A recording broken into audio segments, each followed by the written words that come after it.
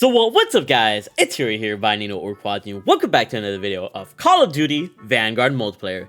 In today's video, we're going to be discussing the patch notes for tonight's 1.09 update for Call of Duty Vanguard, which is going to include the atomic camo fixes, freaking weapons buffs and nerfs, and a lot more, including the new holiday FESTIVE Fervor event, I believe is what it's called, and what is going to be the installation of shipment into SHIPMAS, basically a Christmas themed shipment map, which is gonna be pretty cool. And if you guys are excited to hear about the patch notes, see what got fixed, and also talk about a little bit about the holiday FESTIVE Fervor event, make sure you guys drop a like, subscribe new, and turn on those post notifications. I really appreciate you guys from the bottom of my heart for being here. Without further ado, let's talk about the patch notes. So here we have Sledgehammer Games is showing you guys the proof that they're saying that a patch is deploying in Vanguard tonight at 9 p.m. Standard Time, or at midnight, if you're on the East Coast. And they're already stating seasonal challenges are tracking, Riot Shield has been fixed, and Panzerfaust challenge has been modified, which is absolutely beautiful. And here's the patch notes that they've decided to give us. So, today is going to be December 15th, or it is December 15th, about to be December 16th. And in multiplayer, stability. Using Daniel's alternative skin will no longer crash the game. If you use one of the alternative skins of Daniel, then it will low-key crash the game, and that was super annoying, so I'm glad that's fixed. Progression for seasonal challenges is now visible, active, and tracking. The seasonal challenges we get at every season? Well, now you can see them. Bug fixes for weapons. Riot Shield now blocks front-facing damage and bullets will not penetrate. When you would shoot through the Riot Shield, it'd be kind of easy to shoot through the Riot Shield and body some people. Now the Riot Shield got a quote-unquote buff where you can't do that anymore, so that's going to be kind of annoying. The Firefight blueprint has been fixed to remove light coming from the front of the barrel and parts of the optic. The Kar98K Hunter incentive skin no longer causes the aim to aim down the sights instead of the attached scope. Top break muzzles no longer jump on reload. The corrected loadouts using 7-round mags so the total ammo count is divisible by 7. Addressed multiple issues with charms in a QOL pass. Charms, man, they're important. Gotta sell these cosmetics. Weapon animations have been polished and some glitches have been resolved. I like the sound of that. Weapon animations have been polished, so hopefully the game looks and feels a lot more cleaner with certain situations. Balancing. Challenges. Panzerfaust challenge has been changed from destroying aerial streaks to launch shot kills. So now, no longer do you have to aim at UAVs with the piece of trash that is the Panzerfaust. All you gotta do is get long shot kills, which is freaking amazing. Just do that in Dad's house. Go down the middle of the line. Boom. Easy money. Next up, we got some weapons. The Kar98K and the Type 99 sniper rifles. When using a lower caliber magazine, these weapons will now retain the ability for one-shot kills when landing chest shots. So now they got buffed. You got a lot more variety and a lot more of a choice when using the when those types of sniper rifles with different types of ammo. So it's gonna be interesting to see how these snipers kind of evolve. The top break no longer reduces damage, but range reduction increase. Not sure what that means, but whatever. The Gorenko anti-tank rifle. The default scope will no longer heavily obscure player vision when meleeing with the bayonet. I never found that to be a problem personally, but hey, it's a fix. It's a nice little buff for the Gorenko if you're bayoneting. Attachments. Melee range has been reduced for the bayonet when the reach kit perk is applied. So I don't know if you guys have seen videos on it. I know I haven't tried it, so sadly I wasn't able to experience this myself. But when you would bayonet with the reach kit perk applied, you would be able to lunge at opponents from like across the map. It was like crazy. So now they've kind of nerfed it, and now it's no longer overpowered and crazy. Maybe it'll still be viable, but it's no longer as crazy as it used to be, which is pretty crazy. Camos, the double barrel, corrected the wording in the Death Artist challenge to say 16 gauge mag instead of 12 gauge mag. Assault rifle alpha, camos now show proper progression, so the STG should be fixed. The M1 Garand, camos now show proper progression. So if you leveled them up in Warzone and you weren't able to, get camos for them, now you should be able to get camos for them, hopefully, with this update. Let's hope they fix it for sure. Cross progression. Master Ribbons data from Cold War will now be imported and reflected in Vanguard, so any progress you had in Cold War will be shown off in Vanguard, which I think is really cool. Getting kills in Warzone now counts towards challenges in Vanguard, so if you're getting kills in Warzone, then you'll see, your progress in Vanguard, which is pretty nice. Mortar Barrage. Increased damage by the Mortar Barrage flare. Don't know why that needed to be implemented, but hey. Mortar Barrage has been tweaked to make deployment less difficult. So I like how they're tweaking it to be better, but why don't they just nerf the timer on this thing? That thing, when you put it down, takes freaking forever, so I don't know why they didn't do that. And then with the maps, they fixed a lot of like out of map exploits, spawn tuning on some maps. Bullet penetration for certain walls have been fixed on bow cage. Lighting effects on Red Star, according, like, apparently the sun's OP at some points.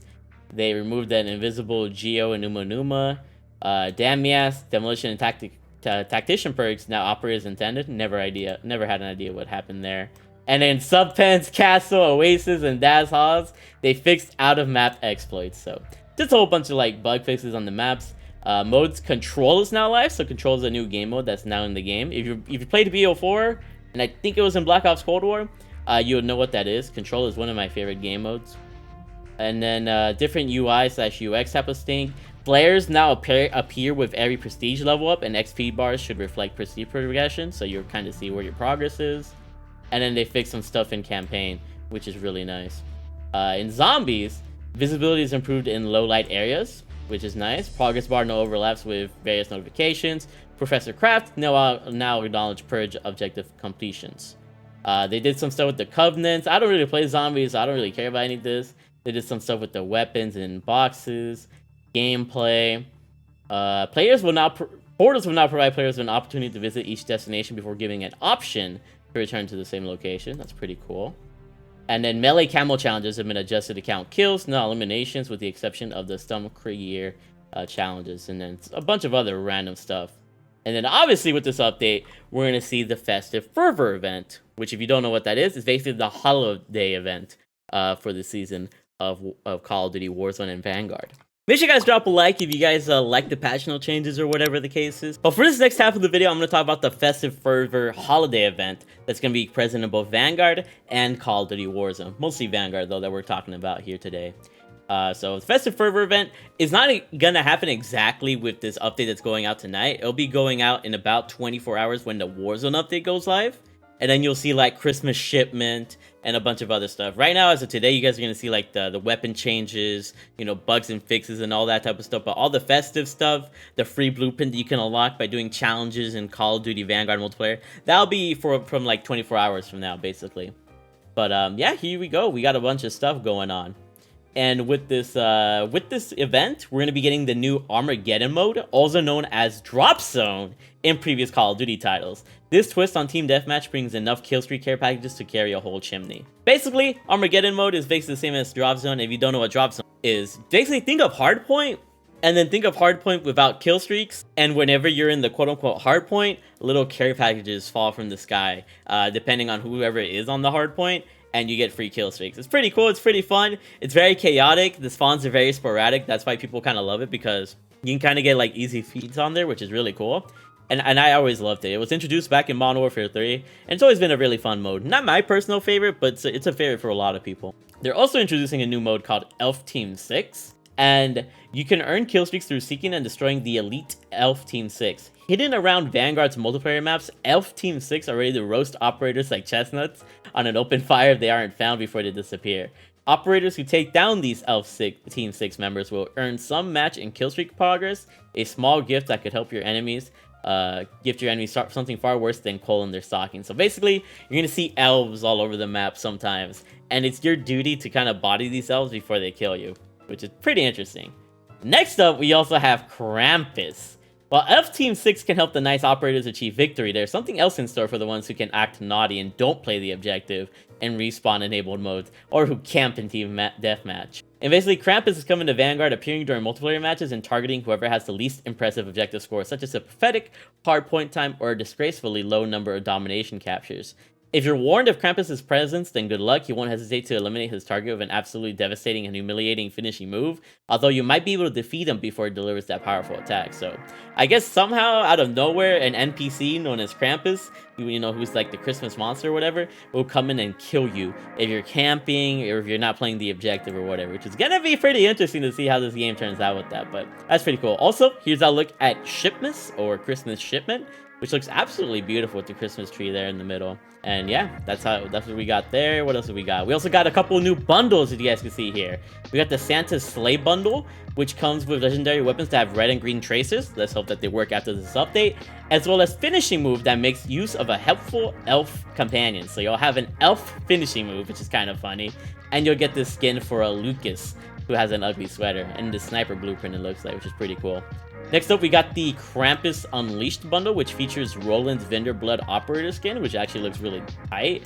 And he has a finishing move known as Rain Dog Rampage. So the reindeer dogs is gonna be a finishing move, and you're gonna have like a little companion in the main lobby, I'm guessing, that walks around with you. So that's pretty funny. Next up, we also have the Secret Santa bundle here, which comes with two legendary weapon blueprints, one for a pump action shotgun and one for a marksman rifle, into a fully automatic beast. So that's a G43. So G43, and I'm guessing the what is it called? The combat shotgun. We also have the Broken Resolutions bundle, which comes with a Pop Bottles finishing move, a sleek Midnighter operator skin for Beatrice, and a cover charge assault rifle with enough silent firepower to forget those foes by February. And I think that's pretty much it. Oh yeah, also, there's going to be a nice little Festive Fervor challenge. You know, the ones that it's kind of similar to the ones from the Secrets of the Pacific. Basically, there's going to be a set of challenges where you could do challenges in Vanguard Multiplayer or Warzone Pacific, and you get an epic LMG blueprint for conquering all 6 challenges in Vanguard Multiplayer or Warzone Pacific. And then obviously Warzone is going to be getting its own thing here, but nothing really much to talk about. Just that like there's going to be a Christmas tree, and you're going to see Krampus on the island as well as the elves and the gnomes. Pretty similar to multiplayer, I'd say. And also Black Ops Cold War store bundles are going to be discounted for like the next 12 days. But yeah, that's all I really had to say about the Vanguard 1.09 update. Hopefully you guys enjoyed the video. If you do, let me know what your favorite part is of this upcoming update. And what do you think? You know, is this a good holiday event that it's looking like, or what? Just make sure you guys drop a like, subscribe, and turn on notifications. I know I haven't uploaded on here in a minute, but I think I will continue to upload a little bit more. Obviously, always stay tuned to my main channel, my Facebook channel, and just know that I really freaking love you all. Let me know what your favorite gun is right now in Vanguard Multiplayer, and I'll see you guys later. Bye. I love you all.